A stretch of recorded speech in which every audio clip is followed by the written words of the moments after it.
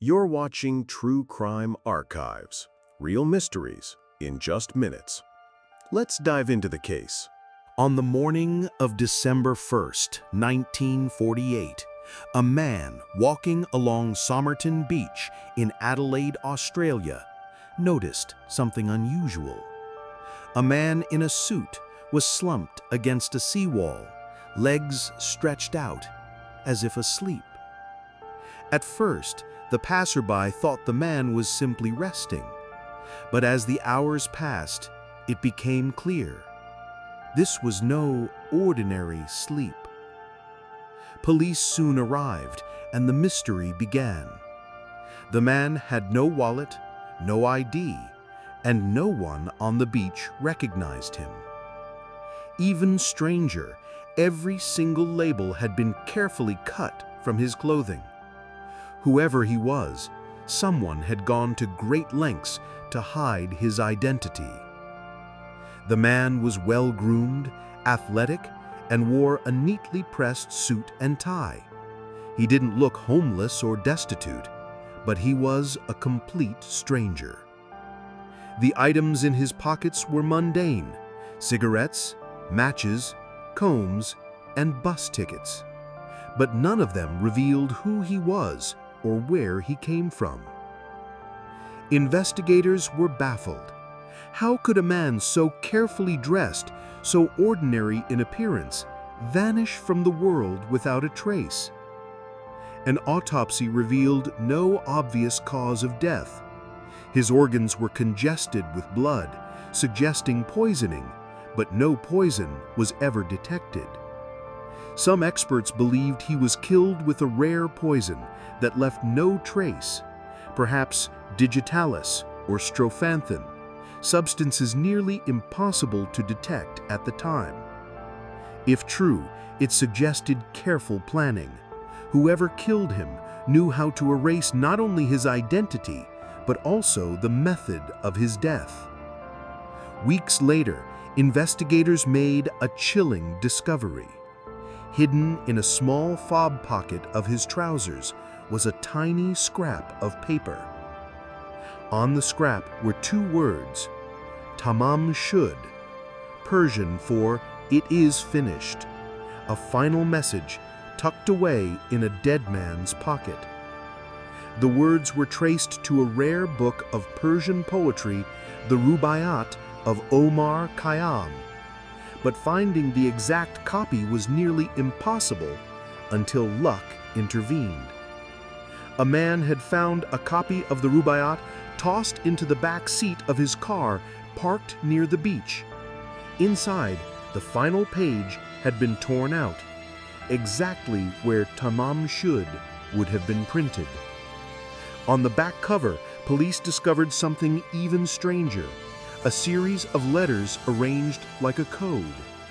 To this day, it has never been fully deciphered. Speculation grew.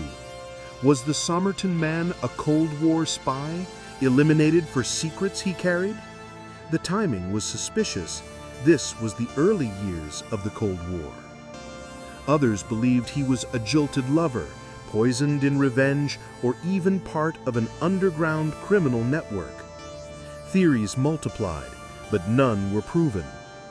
The man's fingerprints, compared worldwide, matched no known record. His dental records revealed unusual features, but no dentist claimed him as a patient. He was a man with no past. Investigators even released photographs to the public, hoping someone might recognize him. Yet no one ever did.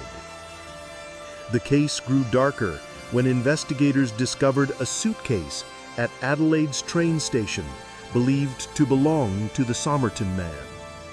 Inside were clothes with the labels removed, tools, and a strange orange thread not sold in Australia at the time. The evidence suggested he had traveled recently, perhaps from another city or another country entirely. But like everything else, the suitcase raised more questions than it answered. The case captured the public's imagination.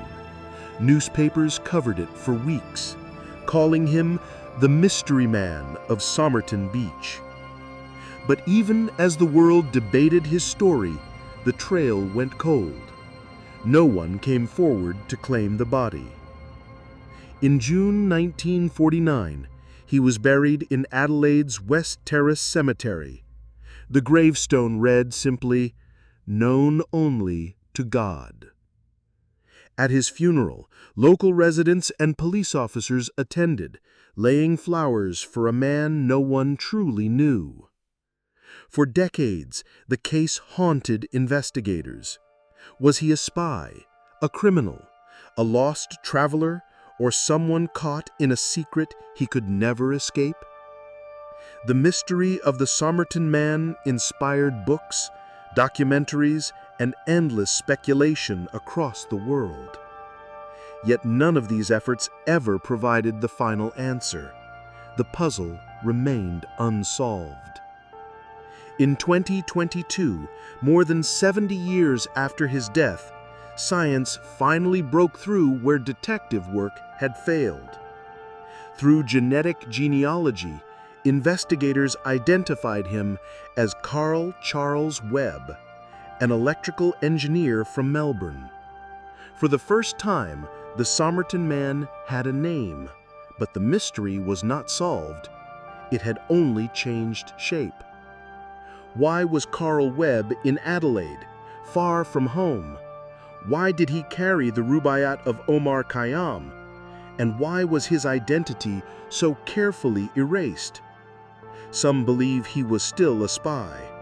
Others think he was hiding from debts or family troubles. The truth remains out of reach.